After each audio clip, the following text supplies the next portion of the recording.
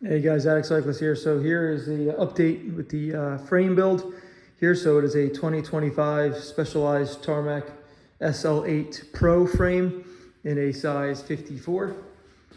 So the cat is out of the bag here. I'm sure 99.9% of you that are following along would have assumed that this would be the build, but maybe S-Works or maybe something else. But yeah, here we are. So I ended up scoring this frame for a really good deal. It was kind of hard to pass up. And, you know, I'm going to start a little series called, you know, Not a Specialized Fanboy. So I'm giving you an honest review. This is my first Tarmac. I've owned 3 LA Sprints. That's the only specialized road bike I've ever owned. And obviously, you know about the Factor. You know, I'm not a fanboy. Yes, I've owned 2 S-Works Epics, or 1 S-Works Epics, Expert Epic, and then 2 Scott Sparks. And I'll basically ride anything that catches my eye or that I'm excited about or is a pretty good deal and value for the performance. So most of the reviews online, you know, are typically diehard fans from Specialized. So I'm here to kind of give an honest review. So I've always loved my LA. You know, it's definitely an exhilarating ride. I rode it this morning and I laughed because, you know, this bike is very stiff and still relevant in terms of a race bike. So that's why I kind of hold on to it. And a friend of mine just picked up this exact frame, built it up. And the first thing he said to me was like, it's like an LA Sprint that's just a little bit more comfortable. So that's kind of like a dream bike for me because, you know, the Sprint is a very snappy, very agile, very stiff bike, except it's not very compliant. So, you know, over a race, it's fine. But, you know, during a road ride or a group ride, if you hit a little imperfection in the road, the saddle will actually tap you and the rear will lift off the ground because there's just zero compliance. But, you know, if I were to say that this is the type of ride I'm looking for, you know, with a little bit of compliance, with some carbon and the way that they design the layup. So we'll see. You know, it's funny, I'm looking at this thing and I'm just looking at the size of this bottom bracket. And I know that you can't always go by size. You know, if you look at the TCR, it has a similar bottom bracket size, but it's incredible to understand how stiff a bike can be considering how dainty and little this bottom bracket is compared to the likes of maybe like a Factor, you know, which is huge and chunky chain stays, you know, huge junction at the seat tube, down tube and chain stay. So, I mean, yeah, I'm curious to see what this is going to feel like. So probably going to get this thing built up in the next couple days. I am going to spend some time doing some paint protection film with a buddy of mine who works in a body shop. And I'm going to get it over to my friend to build. So I will be probably running 25 mils of spacers on here. I just threw all the stack on there just for putting the bike together to get it on the stand for the photo. But I'm running 30 on here. Doesn't look like it.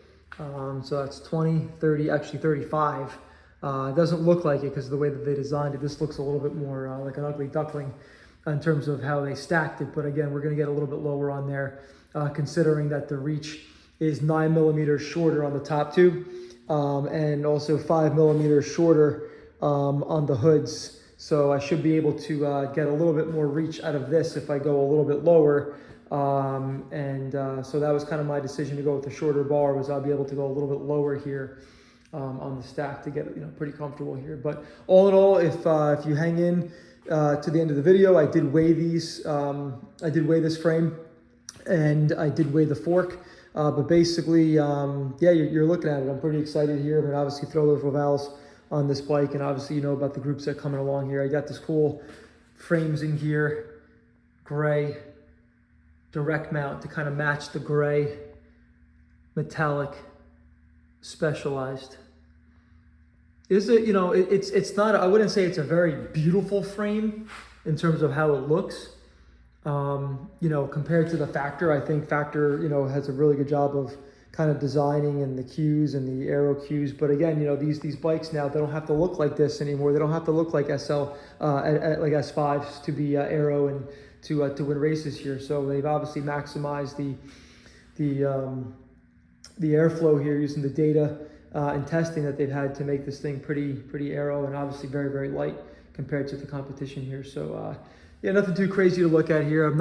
Wasn't too big of a fan of the head tube here, but I'm gonna be honest, like it kind of just doesn't even faze me anymore. I guess on the white maybe that helps too, but doesn't look as bulbous. I don't know, it's just my opinion, as when it first came out.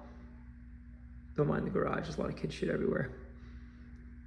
But super stoked to get on this thing and give it a rip. And like I said, if my friend's assessment is right, if the bike can feel like an LA Sprint and be comfortable, to me, that's a huge winner here. So I'm very anxious to kind of get my own impressions here as a non-fanboy of the Tarmac, to give you a good sense of an average Joe who's got a little bit of kick in the legs to spin this bike over and just kind of follow along here. So this is the frame, nothing new to the Specialized guys here, but just wanted to get it on the channel here. This is crazy, crazy thin here.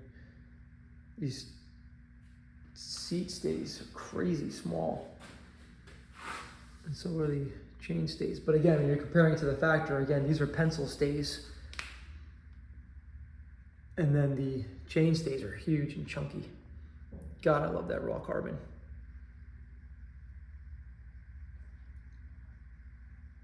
So we'll see how it goes. Thank you for following along, and stay tuned. And I got the weigh-in right after the video. Thanks. All right, we're gonna zero the scale. SL8, size 54.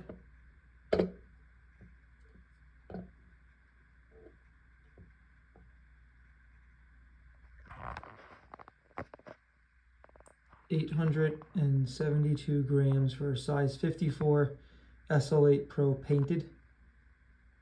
And I'm gonna weigh the fork next. All right, the scale is zeroed out. This is an uncut SL8 Fork Pro, 387 grams.